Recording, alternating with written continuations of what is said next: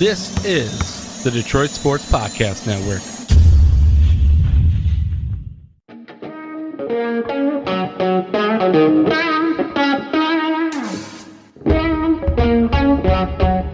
The biggest icon in podcasting.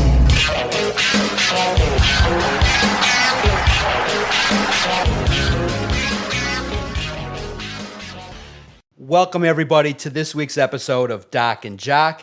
I am the Doc, John Macaroon. A special podcast this week. We're going to break down the first week of Detroit Lions training camp. Wide receiver, first round pick, starting to showcase maybe some elite skills. We'll start to talk about what we're seeing from the Detroit Lions defense that has clearly taken a step forward and has played, really basically outplayed the offense. And we're going to start the show really kind of diving into what the Detroit Tigers did, because I haven't seen, and cause I'm curious to get your sense of it. When you look at the Detroit Tigers, they sold. It was pretty clear that the baseball team was average. We've talked about it. I was a little bit surprised that the talk was they weren't never really serious to trade Tariq Skubal, but in the end, they trade Mark Canha, they trade Chafin, the reliever, they trade Jack Flaherty. But the craziness is the fan base of the Tigers really has a level of disdain for Scott Harris. Now, mine is not that way. I look at it like, okay, he got prospects. I think it's safe to say that many people thought that he would get more, but I kind of do think that people are overvaluing Jack Flaherty because of the fact that he has had dips in his performance. I mean, he's not Tariq Skubal.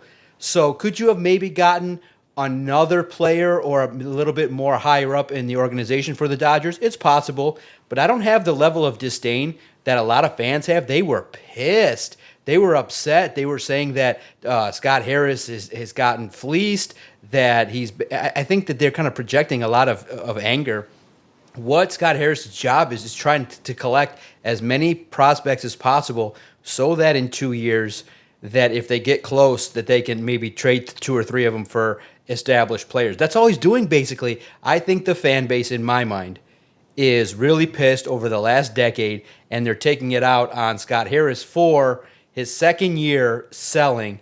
And this is a situation in which I understand what Scott Harris is trying to do. It sucks because, the Detroit Tigers are in a spot where they're not going to be that much competitive anymore. And I could see, in talking to other reporters, that if they added 1 or 2 bats, if they added to this team, they had a chance to make maybe a special run. But the likelihood was slim. But I think my anger level for Scott Harris is like at a 4. But I will say this. It just sucks for the Detroit Tigers organization that they've been sellers for a decade. And it just doesn't give much hope because I don't think many people can wait to 2026, 2027, 2028 for you to cash in all your chips. That's a 13-year wait.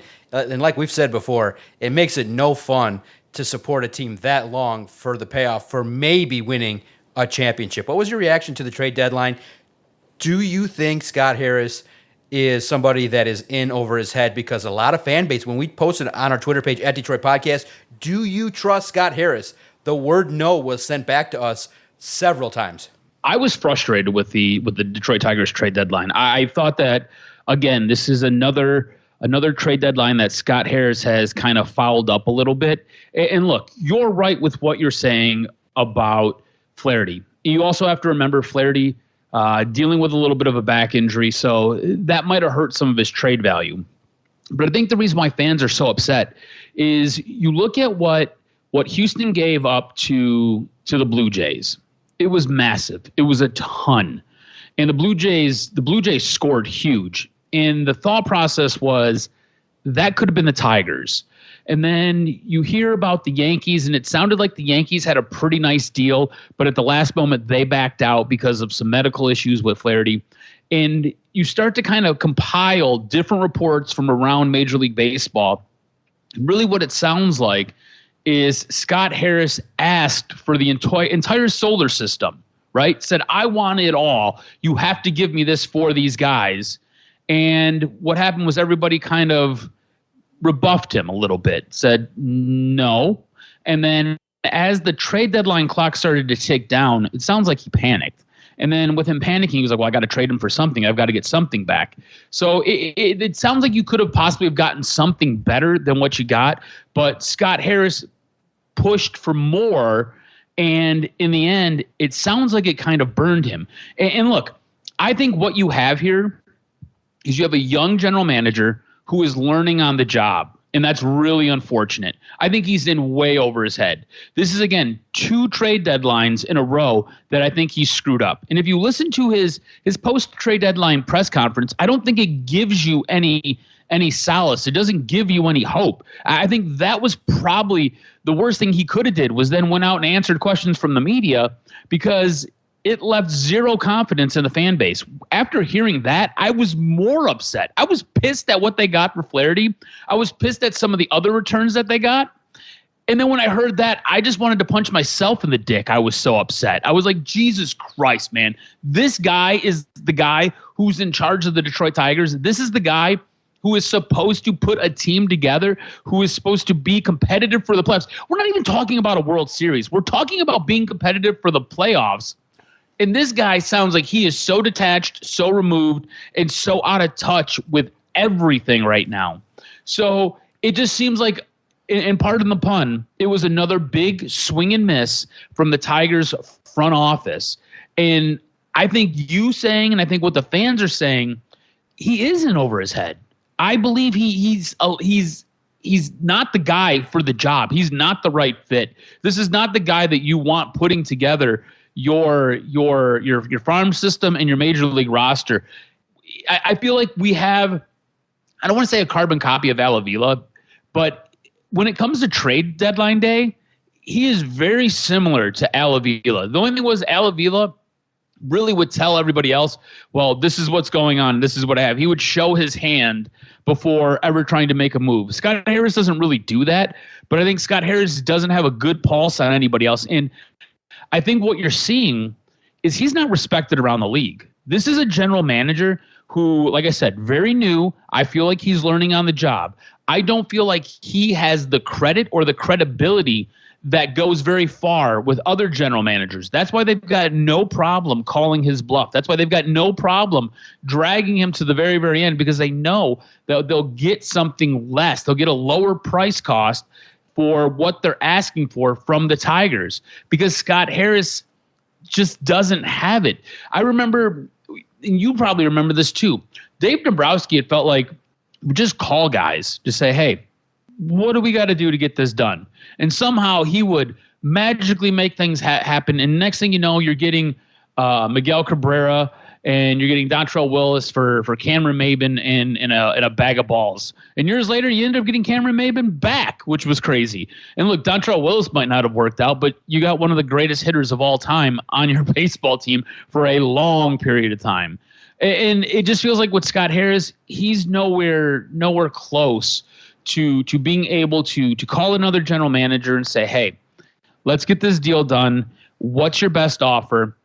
That's what I'm looking for, and what do we got to do to make this happen? Instead, it seems like he likes to kind of piss around a little bit and drag things out to the very, very end, trying to get something better, and he just ends up getting burned. It's like he's playing with matches, and he doesn't know when to throw the match away, and it's setting his fingertips on fire.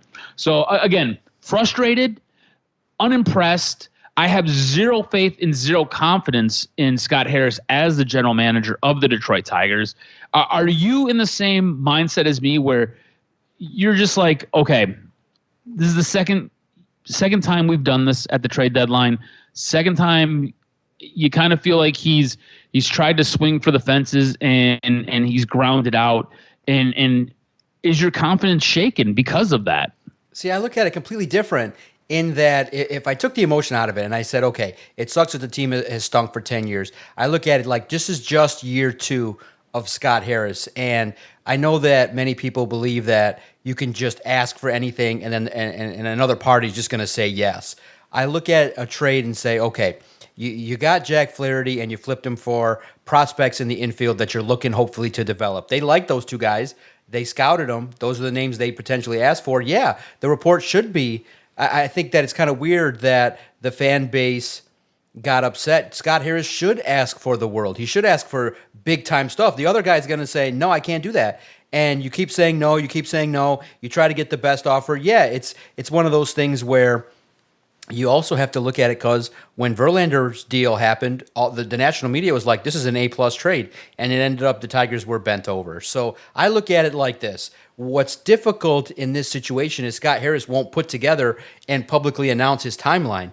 But he's trying to refuse getting into the position where, Randy Smith said, the 5-year plan, or trying to put his name to attach to the rebuild. This is year 2, and it kind of has the clear markings of, okay, we're reshaping the prospects that we got. We like what we got in our pitchers. We like Max Clark. We like Young. We like what we see in Cole Keith. We like some of the development that we got. Let's just keep stockpiling 2 prospects here, 2 prospects there, and then as you draft, the situation is that they're not ready to open the book until they're competitive enough to win it all. And that's what sucks, is that they're taking it absolutely slow. It's great for his pocketbook. It sucks for the fans who have to pay to kind of watch this. But if you're Scott Harris, you're taking the slow route. Why? Because this is what you've sold to ownership. Hey, we need to build up prospects. We need to tear down what Al Avila did because that's going nowhere.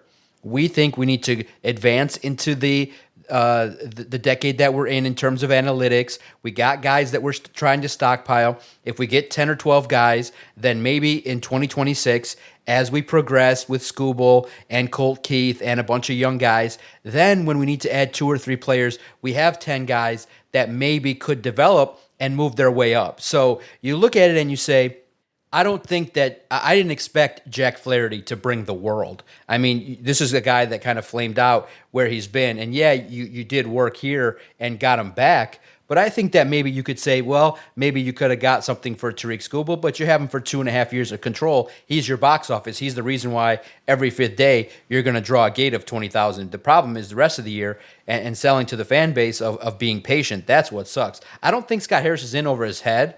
I think the best way I would categorize it is I don't think he's special.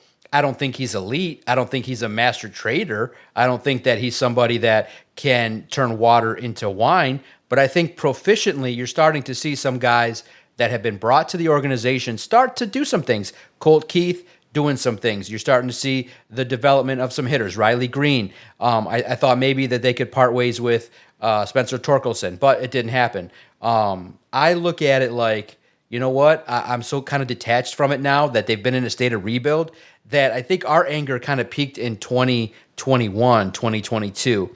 Now it's like, okay, they're rebuilding, and they're rebuilding at such a slow pace that all you can do is you have to disregard wins and losses. All you can do, and I think I've said this before, wins and losses this year are irrelevant. They came out and told you, we are looking at developing. We are just assessing who do we want. That's it. Here's the thing. He's not lied to anybody. He's not lied to anybody. No. And look, I get what you're saying, but I don't want next season, when we're going into it, for them to come out and then use how this season ended up as a crutch for them not to go out and buy, not to go out and invest in this team. They're not buying. This team they're not buying, had a legit playoff shot. No, they didn't. And this team, they sure did. If they would have added some bats, they had a playoff shot. They could have been a team that was contending for the playoffs. But they want to win it all. Instead, they didn't do anything in the offseason, and now we're right back here where we were last year, and the year before that, and the previous 6 seasons before that. I think they look at it like it's no big deal to get to the postseason. They want to get there and win it. And they want to look at it like they don't want to. Okay, cool. But at certain points, you got to take steps to do that. You've got 2 years left of one of the best pitchers in the league right now underneath your control. I have no thoughts that they're going to be able to re-sign Tariq Skubal because he's a Scott Boras client. Scott Boras has continuously bent this team over and taken advantage of them. Mike Ilitch is no longer here. His penny pinching son is here, who doesn't want to give up any of the Little Caesars dollars for talent and for players. So I have no thoughts in my mind that he's going to break out the pepperoni pennies and pay for guys. So I think Skubal's gone after his contract's done. After those 2 years of arbitration are gone, I think he's out the door. So what are you going to do? That's why I was like, if you're going to trade him, now's the time to trade him. You can reload everything, and you could help move this window along, and you can add some infield pieces because you don't have anything for third. You don't have anything for short. You need to figure out what you're doing at first base because we talked about this way early this year. Spencer Torkelson's a freaking bust. He's down in the minors trying to refigure it all out. You need another piece for the outfield. You're pitching at this moment in time. It is Tarek Skubal and it is a banged up Reese Olson. After that, you don't have shit. So unless Job is going to be the reincarnation of something great, which again I don't know. You don't know. Who knows what the hell he's gonna be? What do you have for pitching? You still need to then, even if Job is good, you still need to find 2 more starters, and you got to figure out the rest of your bullpen. This team has so many holes, and that's why going out at this trade deadline and trading guys away, like a Skubal, like a Flaherty, and getting a good haul, something that you could kind of reset. We talk about resetting this timeline and kind of either moving it up or getting it to where this window opens at the right time where all these guys are coming up at the same time. It just doesn't feel like he's done that. And look, this guy is a dude who just wants to dance around when that window is supposed to open up. Doesn't want to say anything. Doesn't want to talk about anything. This dude is so scared to make a freaking move right now because he knows his job is on the line. That's why I don't think Tarek Skubal got traded. That's why I think he ended up playing it incredibly safe with Flaherty. He honestly, in his time here, I don't feel like he's done a whole lot of anything. And hopefully in 2, 3, 4, I don't know, 6, 7, 10 years, I'm proven wrong because that's what it seems like the timeline's at right now. The timeline is, it sucks because the timeline of winning doesn't start till 27 at the earliest. I think next year's a wash at 25, 26, maybe you get there, but championship contention, not even until 27 or 28 if everything works out. And that's what sucks is that prospect in terms of trades is less than 50% success rate. So that's why you draft. That's why your biggest argument is right, is that at some point the other question is at this point, and there's variables that Scott Harris is basically the front man, got to take the shots. You don't know exactly where the commitment is financially from the owner. If the owner says, look, are we championship contenders yet? And you're like, no. And then he's like, okay, my book's closed. And then he's like, come back to me. I'm willing to open the book when you can look me in the face and say, if we get to the postseason, that you can win it all. That's how I would act as the owner. You don't have to like it, but I kind of feel like Scott Harris is getting the blame for also working with an owner that's just kind of being as fiscally, whether you want to say cheap or responsible, but the floodgates are not open. Scott Harris, clearly, you had Miguel Cabrera, his money come off the books, and you drop payroll. So I think that clearly it's still cleanup mode. I don't think they're buying. I think that you're going to have to accept the fact that it's kind of like football, draft and trade certain pieces. That's what they've done 2 years in a row. Now, could they get more pieces? Sure, you could argue that. But I also think that next year they can trade Tarek Skubal as well. Will it be more difficult? I think that they believe that, you know what? We'll open the discussions with Scott Boras if we absolutely believe that this door is closed and it's not. If Tariq doesn't want to come back, we can trade him next year at the deadline and you move forward. But I just think that the degree to which people are hating on Scott Harris is a little bit much. Yes, skepticism should always be there. The fans should always look at this situation with a critical eye, but I do think that they're moving in a direction. Is it fast enough? No. Is it something where they're trying to avoid accountability? Sure. But I do think that the biggest question marks are different than what the fan base is asking. The fan base should be asking, when are you going to start spending, and when roughly do you think this team can get to being competitive? It kind of has the feel of 26, 27, 28. It's unfortunate we don't know.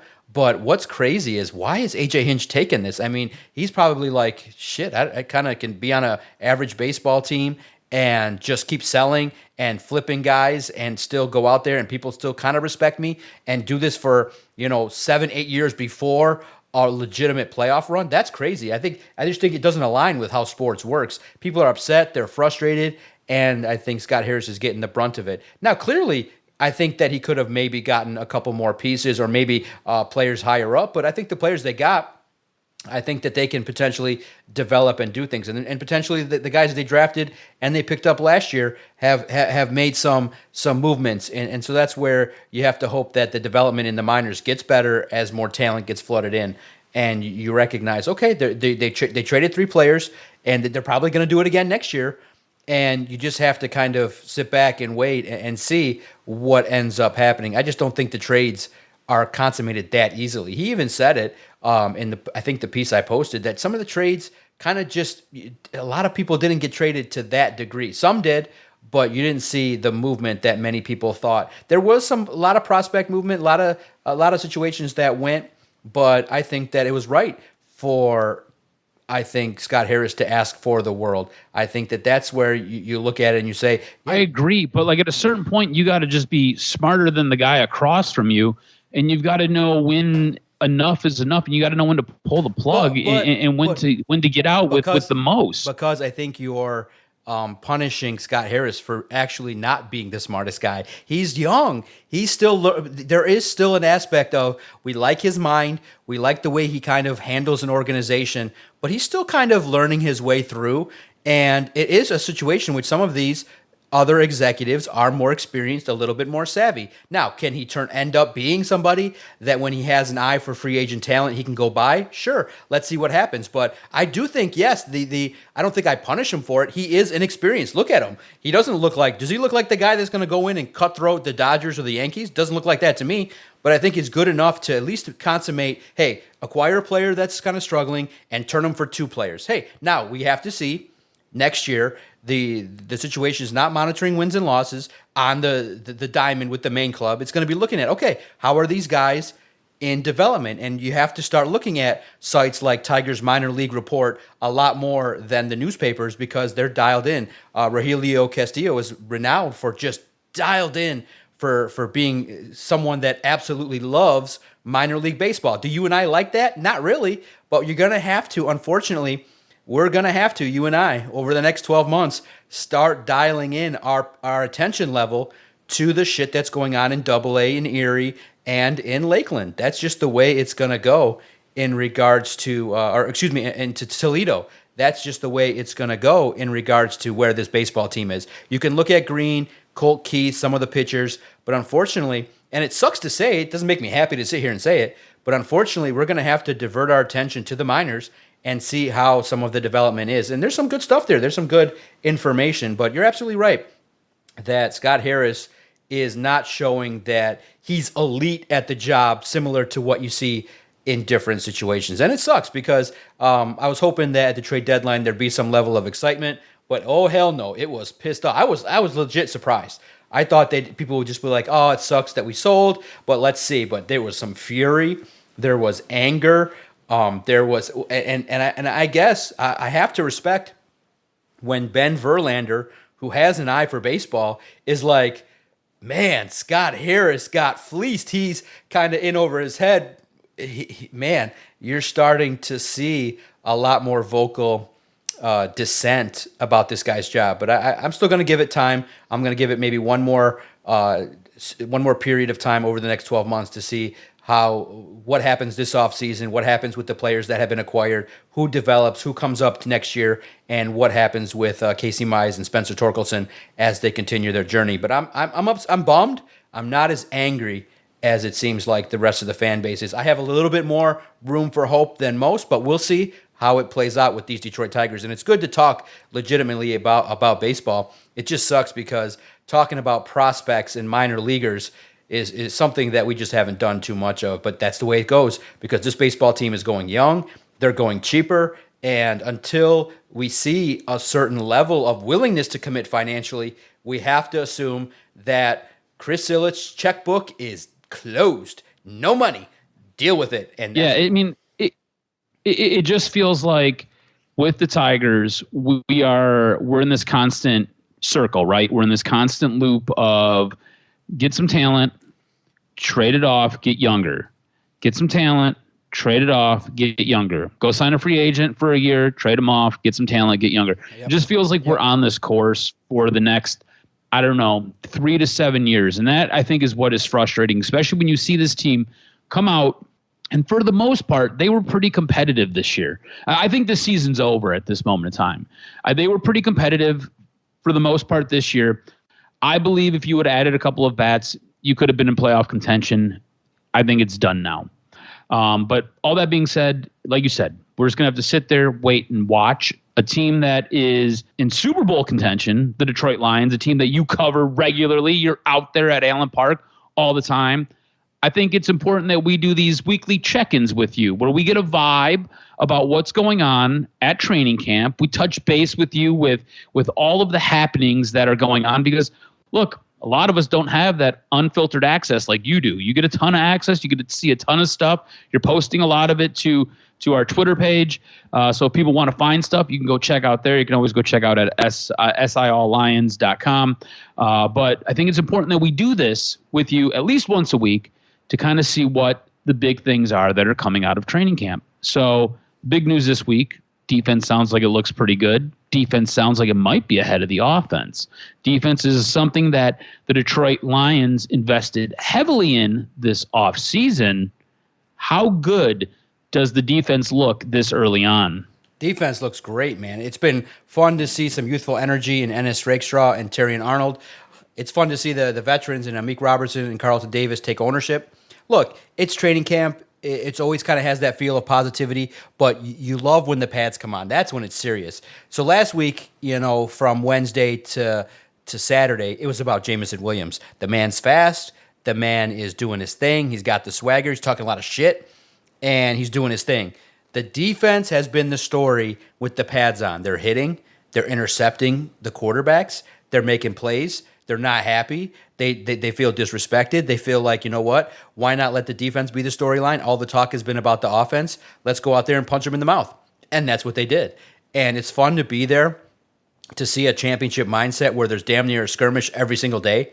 Not full-on fights. One day where maybe punches were thrown, but it's a championship mindset. And that's kind of how it feels. It has the feel of what football is supposed to be like, where if a player makes for example, on Tuesday, simple, early on in practice, route over the middle, Amon-Ra St. Brown, ball thrown from Goff just maybe slightly behind him, but he gets his hands on it and the ball goes through. The players were just like giving him on defense, just giving Amon-Ra so much crap, and it was like, oh my God, Amon-Ra didn't make a play. Just at one time in practice, he doesn't make a play, and the defense is jumping all over him. You get the sense of, hey, make the play. So the defense is willing to do some things to get better. Now, it's going to be interesting. It feels like, and it sounds like this defense this year has a bit of a swagger, a bit of an attitude. Yes. They're looking like they read the press clippings, right? Like the offense gets a ton of attention. It sounds like this defense wants its own flowers, and this defense is ready to punch you in the face to take them. Yes, they're ready, and they're not taking any. They're not shy away from it. I mean, Broderick Martin's like, we want to be the nastiest, most aggressive group out there. Kirby Joseph hitting people says, I want to be violent, and we want to pop some people. We're not shying away from the mission at hand, which is to put fear in the opponents, handle business, and get after it in battle. And that's the way it is. And it's great because it has, for me, personally, a full circle moment, because I used to visit older relatives in 1989, 1990, and the big games that ended up being championship games were the Cowboys and the Niners. It was the Giants and the Niners with Jeff Hostetler in 89 and 90 with Bill Parcells. So I grew up loving Bill Parcells, and to kind of see it come full circle 30 years later with Dan Campbell, it's crazy. It just has the feel. If you get a chance to read Jimmy Johnson's book, he talks about the influences of some of the older coaches. You just get the mindset of, hey, and Dan Campbell sounds like Bill Parcells. It's so crazy in that he's more gregarious and more player-friendly. But look at when I asked... And side note, if you ever look and you see Dan Campbell looking to his left, that's me asking the question, because I sit directly to his left. So he clearly always has to look to see me. I asked him about, hey, is Jameson Williams' confidence the highest it's ever been? And he raved about his confidence and things like that. But at the same token, he brought it back to professionalism, like Bill Parcells, like Bill Belichick, which was, hey, we love the confidence, we love the swagger, but we don't want him really talking shit to the defense. We want him to remain emotionally stable and remain in your head that if something happens in the next rep, you're ready to go, not to let the emotions take over. That's clearly from Bill Parcells, and he has that in him. I love that. I think that's what makes Dan Campbell amazing, is that he's got the modern feel of how to deal with players, but with the old school, let's fuck up these guys back and forth. And it's just crazy to see. And you look at, I am a little bit surprised the offense hasn't clicked. It kind of has a feel like they're dragging their feet a little bit. Goff and Jamo have, connected, a lot of underneath stuff. There are times, though, it's clear that when they need a situation, it goes to Laporta and to Amon-Ra St. Brown. They can move the ball, and they did light it up on Wednesday at the end of practice in a situation. So it has the feel of, at times, kind of turning the lights on. But this is what training camp is for. It's maybe trying new things. It's installing some stuff and seeing if it works. But clearly, the defense has been a situation that has been impressive. It's been fun to see. Are you concerned at all a little bit about reading that? I'm a little bit surprised, to be honest, quite frankly, that Hendon Hooker has not looked as good as maybe we thought. I didn't think he'd light the world on fire, but it does not look like the things that you would want to see in a backup are there on the field in terms of tempo, in terms of reading and recognizing where he's got to go with the ball, decisiveness, it comes and goes, and then throwing 2 picks in practice. That's not a good look, because I have to say it. It's safe to say that if we're talking about this week in our check-in, the backup quarterback is Nate Sudfeld. He looks more established. He looks like the better player. It doesn't really surprise me. You have to remember the offense that he came from, right? And you have to scrap all of last year because he was injured the entire year.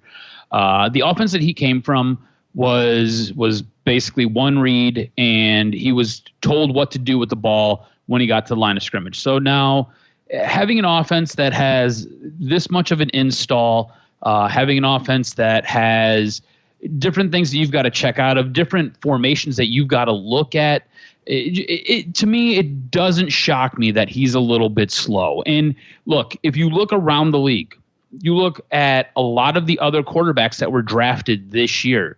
You can go up to Minnesota, look at J.J. McCarthy. There's been nothing but talks about him struggling at the QB position. You got to remember, Hendon Hooker, this is basically his first year. He's going to struggle. A lot of the other quarterbacks, there's a lot of talks about these new rookies kind of getting that opportunity and not really grasping a hold of how fast the game is and how that playbook has to be digested. So it doesn't really surprise me a whole lot that he is struggling. I think when he was in college too, he was such an athletic freak. It covers up for a lot of inadequacies. I think he'll be fine. I think Nate Sudfeld right now, yeah, probably your backup quarterback. The hope is, and knock on wood, nothing crazy happens to Jared Goff.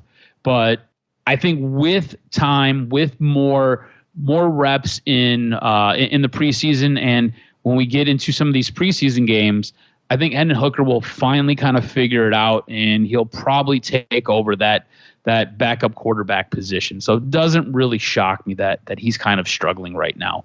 You've talked a lot about Jamo when talking about the defense. You've talked a little bit about the offense and some of the ups and downs that they're having. But Jamo has been, it sounds incredibly positive on the Jamo front. It sounds like he's a new guy. You've had different conversations come out from camp, specifically with Dan Campbell hyping up Jamo. Is the hype real? Is this guy going to be a game changer for this team? Is he going to be able to solidify that second wide receiver spot? Yes, and here's why. I think that... Ooh, definitive yes. Yes, I think that what you see is a player that understood, okay, I got to take this seriously. I want to be the best. I see that all the love given to Amon-Ra St. Brown, all the love given to Laporta, I got to get on that level. And at Alabama, he faced competition like Tyrion Arnold. He's going to go up against solid defensive backs like Carlton Davis and Meek Robertson and the safeties that are going to try and pop him. I think that he recognized, okay, I got to get stronger. I got to be more than just a speedster. His route running is just so much better. He's at where he needs to be. He's catching the ball. And here's the other thing too, that is going to be special. You saw it, really. You saw the tease in the NFC Championship game. You don't necessarily just have to throw him the ball. You literally can use him like Deebo Samuel. You can have him on end arounds. You can have him on short slants, screens. You can do so much to get the ball in his hands. And that's where it's going to be key is to you can also showcase the speed that he has. And I do think that, because think about it like this. Pick your poison. You want to stop Jamo and double him? Great. Amon-Ra St. Brown's going to go off. You want to stop the wide receivers and you want to play Tampa 2? No problem. Underneath to Jahmyr Gibbs and David Montgomery. No problem. You want to load up the box? Jamo will take the top off the defense and get behind. So they've built it to the point where you can almost see it if they play well and kick it off strong and they stay healthy on the offensive side. That offense can almost be unstoppable. Where, other than penalties and drives, Goff is going to pick apart defenses when you see, because defenses don't have the level of talent that the Lions defense has. They may have one defensive back. The Lions have 3 potentially that can play at a very high level. And we're talking about safeties as well.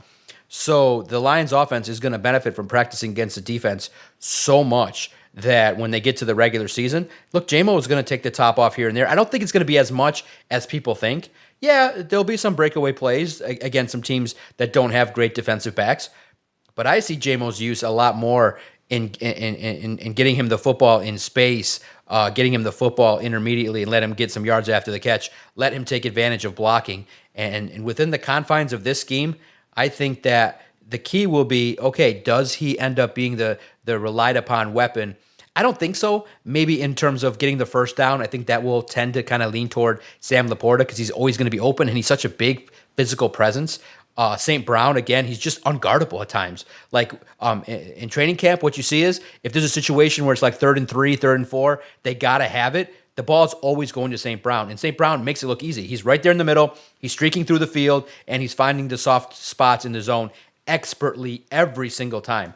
So I don't think Jamo is going to be the 3rd down target, but he's going to get the football a lot more in his hands, and the hype is real. He is special, and you got to remember, he's only in his 3rd year, and now he's only 20. He's only 23.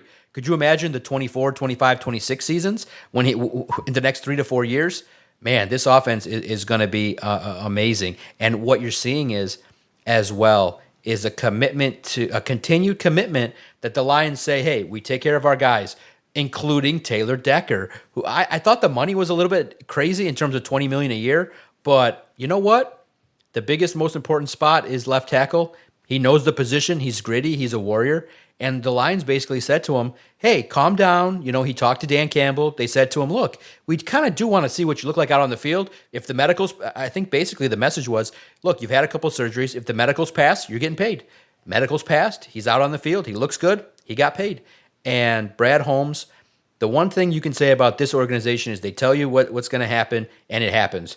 And they've saved and allocated money, and the thing that maybe we're not talking about enough is if the salary cap goes up $30 million more every year, that lets you keep one more player on the roster. And if it goes up another 30, that also allocates the opportunity to get Ali McNeil signed. So it is crazy the way in which the Lions have maneuvered the cap, and they've taken care of every single person early, so they haven't overpaid for anybody. Everybody's contract has that's come after has kind of surpassed the Lions. So Brad Holmes is masterfully crafting this organization the right way, and I don't think there was any issue extending Taylor Decker. Do you think that maybe they could have looked at saving some costs and going younger? But it's a tough position to left tackle. If you F around and you're wrong, you're in trouble. But I think that they found the deal that was worth it for them. Yeah, I don't necessarily have a problem with them extending him. I'm confused by it though, because we just had Penny Sewell get re-upped, right? They just extended him. And the thought process was, look, we're going to take care of this guy because he's the future. He's going to be our future left tackle. The plan was, and that was what was discussed, it was that they were going to transition him over to the left side when Taylor Decker was done. I didn't necessarily think that Taylor Decker was going to be done this year. Thought maybe they'd squeeze this year, maybe next year out of him. And if you look at the way this contract is structured, I guess they could really do that, and it's not going to hurt them too much. It looks like there's with most of the guaranteed money being front loaded, the cap hit's not going to bang on this team as hard as it possibly could. So I suppose they could do that. But to me, it was shocking, and I was initially I was on board. I'm like, all right, cool. That's good. Take care of your own. But then I sat there and thought about it, and I was like, well, what are we doing with Penei Sewell? Penei Sewell was supposed to move over to that left side. Are we just kicking that can down the road another 4 years? Is that what we're going to do? Is Penei Sewell going to, at this point in time, going to be the right tackle for now and the future? Because you're talking about then transitioning a guy over to the left side when he's 28, 29. He'll be an unrestricted free agent at 30. Like, is this what we're now doing? Are we going to end up, what is that going to be, 6, 7 years into his career? Are we then going to switch him to a different position?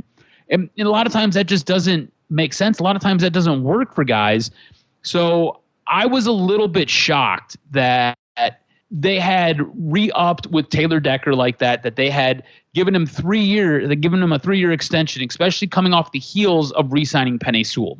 But again, I understand you want to keep that unit together, but I just don't know where Penei Sewell fits long-term in the game plan. Is he going to be the right tackle, or is he the left tackle of the future? Where does Penei Sewell end up at? Because with this contract extension, again, I think what you paid for him, fantastic. I think the term, great. I think the way the contract looks like it's structured, it looks like it is very team-friendly, where a lot of it is front-loaded.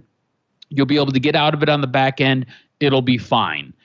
But what happens if Taylor Decker ends up staying through the course of that 3-year extension? Are we then moving Penei Sewell later in his career to that left tackle position, or is he just going to stay on the right side? Yeah, no, it's a very intriguing thought that you brought up. I think that was speculation about Penei Sewell moving to left tackle. I think that clearly, why change a good thing? Taylor Decker's 30, so you probably get this year, next year. Maybe you get some relief if you do end up moving on from Taylor Decker later on. But Manu is developmental. Maybe he'll move to the right side, but he's got a long way to go. He's got a long way to go. You don't want to mess that up. And in a pinch, you could move Penei to the left side in case of injury. But I think that you constantly are in a position where if a guy can contribute, I think that maybe, in my mind, I kind of was maybe a little bit biased for linemen in their 30s. I kind of looked at it like, okay, from the time a player turns 29, 30. You like 30, the old guys, huh? Yeah, I don't like the old guys. I like all my players to be 29 or younger. But the Lions, right, they're playing Zeitler and Graham Glasgow. So there's more, there's a shift in my thinking happening live in the moment where I'm like, okay, you know what? You can't take, and I'm going to say this. If you've had a chance to check those videos of Dan Orlovsky, of Chase Daniel, of these old quarterbacks that go through they literally open their playbook from the time they walk in, and it's so expansive with protection, shifts, play calls, installs. They literally take 5-6 minutes. If you just type in Dan Orlovsky playbook, they go through, and then Chase Daniel copied it. They go through of like, look how complicated this is, and it's not like elementary school where you stop. It's like there's a new day, there's a new install. So you get the book in OTAs, you get the play call, you get the concept as to why it runs like that, and then you get the variations of plays that can happen as a result. So if you're Manu, when I asked Dan Skipper at practice, what's that guy going through? And he's like, I can't talk to him all that much because he's got so much to study. And he's like, if you ask me for questions, we'll go through it. But yeah, it's like basically you get dumped full of information and your ass better know it.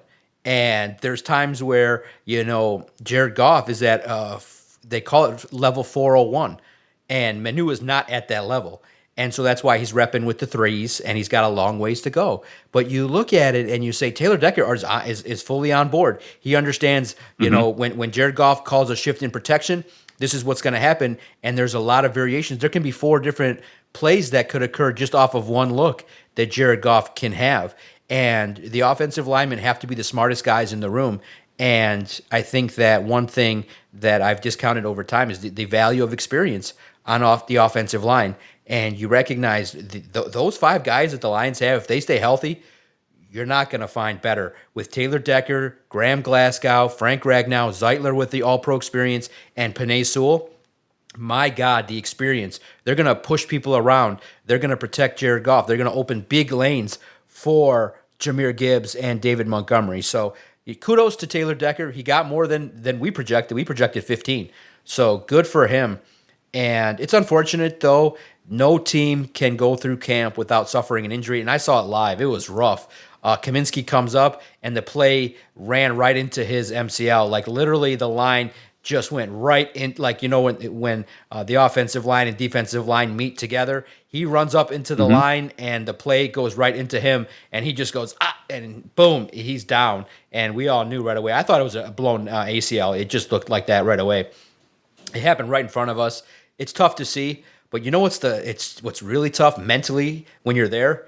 It's cold-blooded. He's down. The next rep happens in 4 seconds. 1, 2, 3, 4, next rep. And it's like the man's down, hands over his helmet, trainer's down, and the practice just goes on.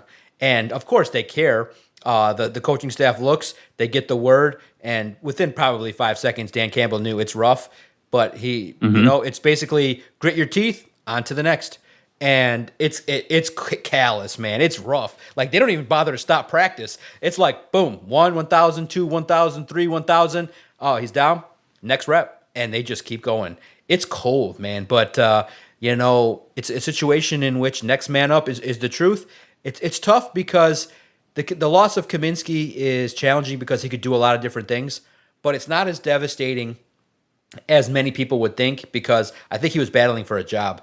I think that when you look at it, Levi Onwuzurike has just come on strong. Like, he's battling to keep his food on his plate. That's how well he's playing. That's how fast he's getting through.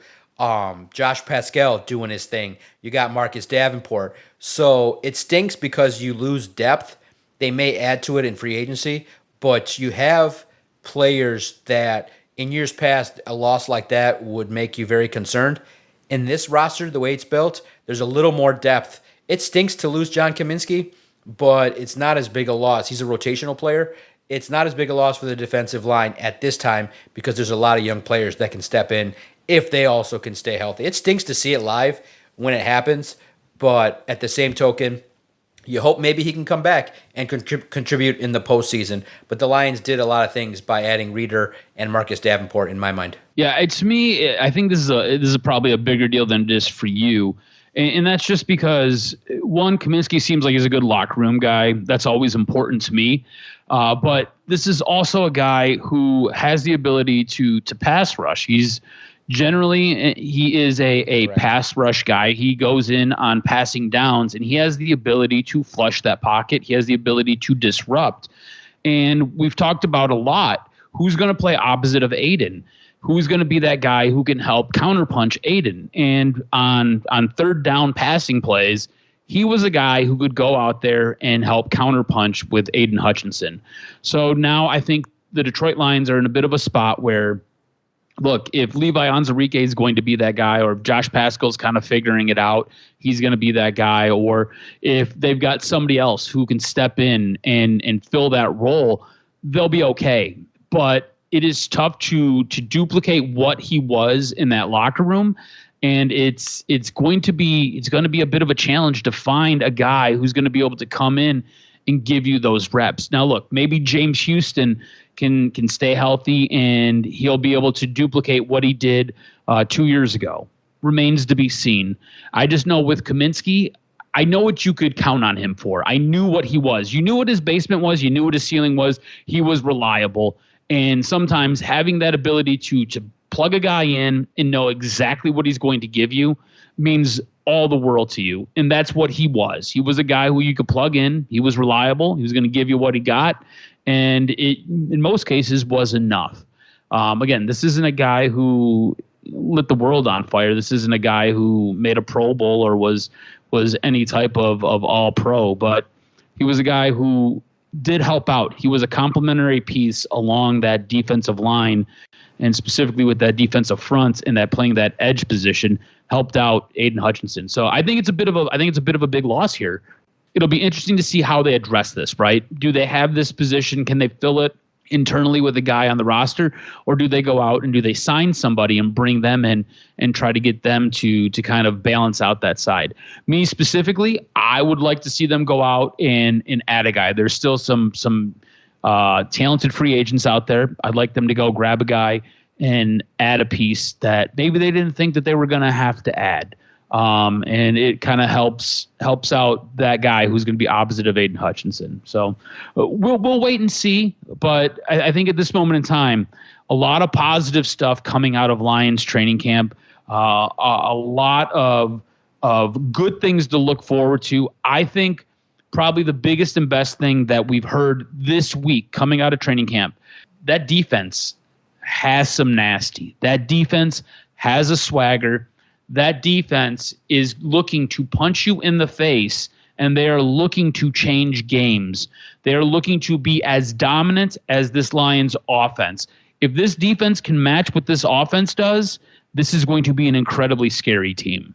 Ooh, as we're talking, Adam Schefter tweeted 4 hours ago, just a side note, from coaching legend to media mogul, Bill Belichick is joining a show on ESPN to create and co-produce a new football show that will feature Belichick breaking down film, taking fans through the process as if he were coaching the team. Oh, man, I can't wait. That's going to be fun to watch. ESPN taking advantage of their relationship with Bill Belichick. Man, that kind of inside knowledge is great. And just getting back to the Lions, I think it's going to be very interesting now.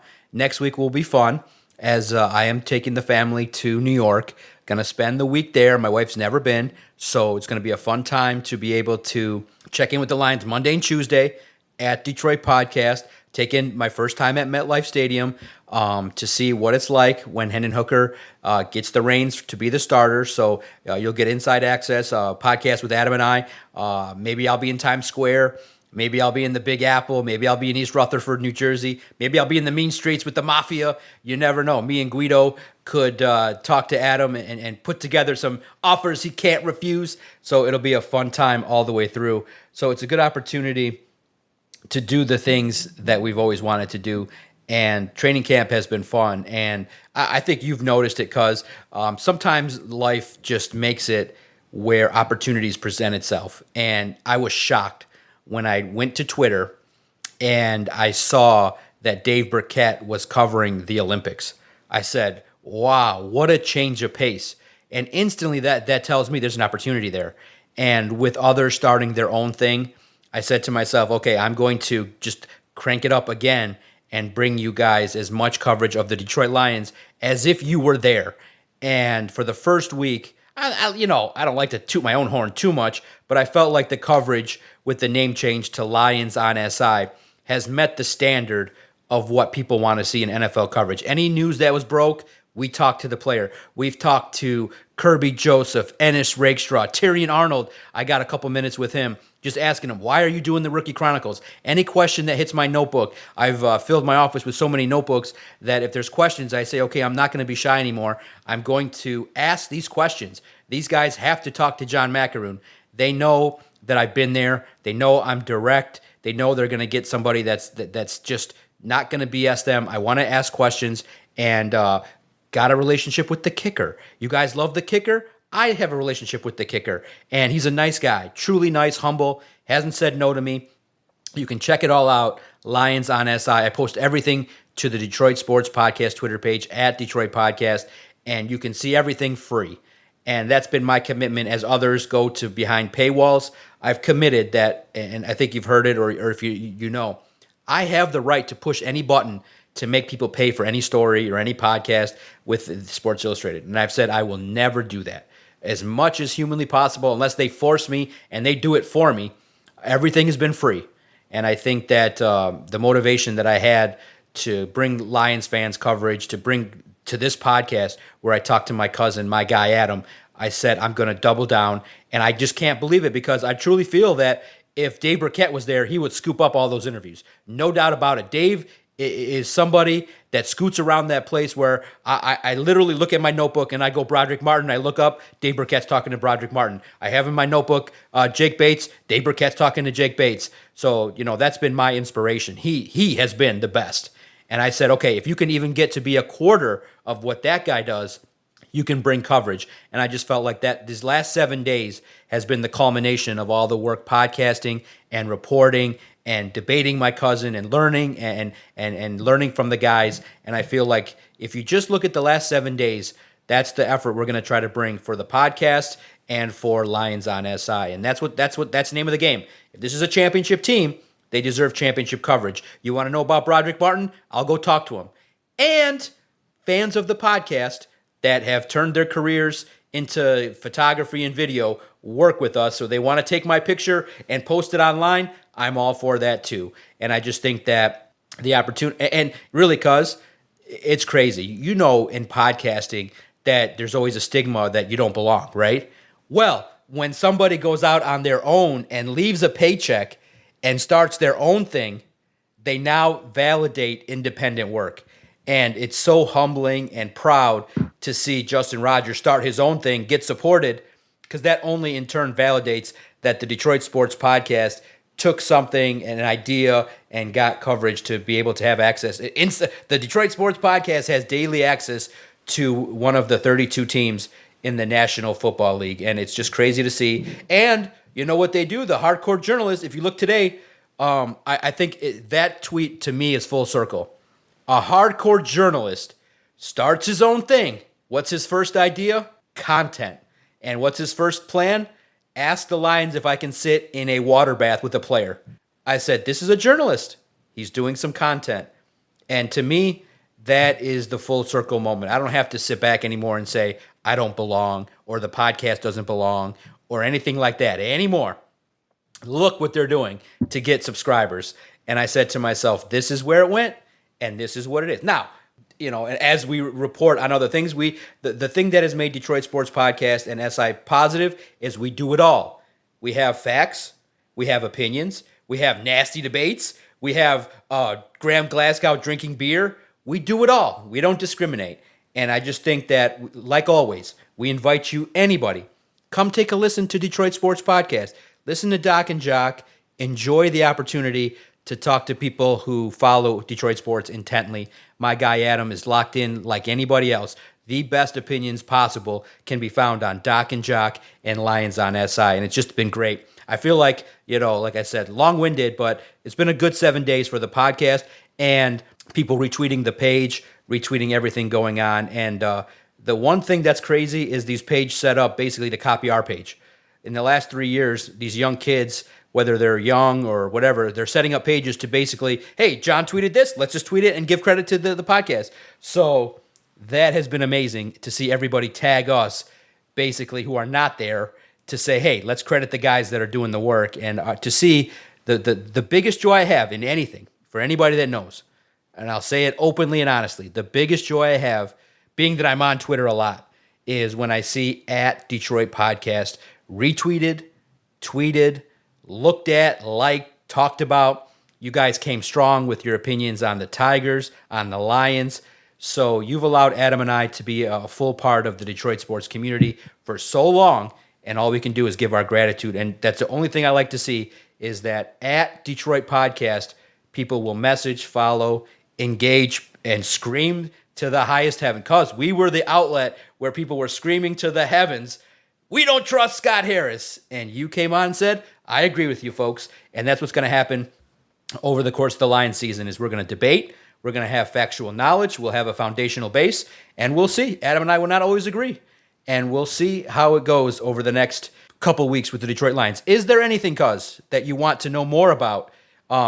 First week has been the things that everybody wants. Jake Bates, Matthew Betts, Broderick Martin, what's going on with the defense, what's next? What are you intrigued by? What has you questioning? What are you interested in learning about over the next couple weeks with the Detroit Lions? Who in that defense is going to step up and be the official dog of that defense? Is it going to be Hutch? Is it going to be DJ Reader? Is he going to be able to come back and give you some reps in the preseason, or is he going to be a guy who is going to have to miss maybe the first week or two of the regular season and then step in? Or is it going to be a guy like Cherry Arnold, or one of these rookies going to kind of step in and grab the bull by the horns? It's who's going to be that dog. Are you concerned at all with our last 2 minutes? If DJ Reader is like kind of how the Lions have treated their players, if he's slow to get in, maybe week 2 or week 3, are you concerned? I mean, if Levi Onwuzurike is doing what Levi Onwuzurike is doing, then No. I don't think we need to worry. Yeah, because you got Marcus Davenport and you got Broderick Martin. So that's what's so fun is that you have legitimate options that could step in. But DJ Reader is a key. I think people are going to love to see him and what he's about. But another player that you can see at Detroit Podcast, I asked him directly, hey, do people need to calm down about the other side? He's like, focus on the whole D-line. But it was crazy. Like to me, if people know, I love defense, and these guys just love talking about violence with me. Like for the last 2 years, they just, I don't know if I project that, but Kirby Joseph is like, we want to be violent, and I love violence. And Broderick's like, we want to be nasty, aggressive motherfuckers. And Ali McNeil tells the media about Marcus Davenport, he's a silent killer. So Aaron Glenn, keep doing you, brother. It's great. It's aggressive. But Marcus Davenport, when you get a chance to talk to him, he's so like, in my first couple interactions with him, he's just kind of like, okay, laid back, just all right. And I said, look forward to talking to you over the season. All right, nod his head and keep walking. Could you imagine like talking about it right now, Ali McNeil said silent killer. That means he's going to smile in your face, be nice in the media with the nose rings. He's going to go out on the field and try to rip people's heads off. There's something appealing to that. So keep checking in with Detroit Sports Podcast as we learn about the Lions' violent defense, the aggressiveness, and I think to answer part of your question, the dogs are going to be Ennis Rakestraw and Tyrion Arnold. Dogs. I think they're going to be hungry to outdo each other. And another dog, pay attention to as he takes offense to maybe having his reps taken down, Derek Barnes. Everyone's talking about Jack Campbell. Look at Derek Barnes. That guy's been through a lot. He got some grit. He got, we shit-talked him, and he came back from it after that Dallas game. Look for him. He's got some scars, and I think he's going to take that and make himself better. The best way to use it. Good podcast, man. That hour flew by. I wish we could do for 3 hours, but our time this week has come to a close. I love the recap about the Tigers, spirited debate. Love talking about the Detroit Lions. We could talk about that for 2-3 hours at a time. But make sure you follow my guy Adam on Twitter at AdamRSTROZ. Follow the network at Detroit Podcast as we continue to cover the Lions deeply, intently, and we debate every single week on Doc and Jock and the Lone Wolves Detroit Lions podcast. Thanks, everybody. We greatly appreciate it. I can't wait to be in New York and East Rutherford to break down the Detroit Lions with my guy, Adam the Jock Strozinski, on the next episode of Doc and Jock. You fucking podcasters. I said don't let them in here.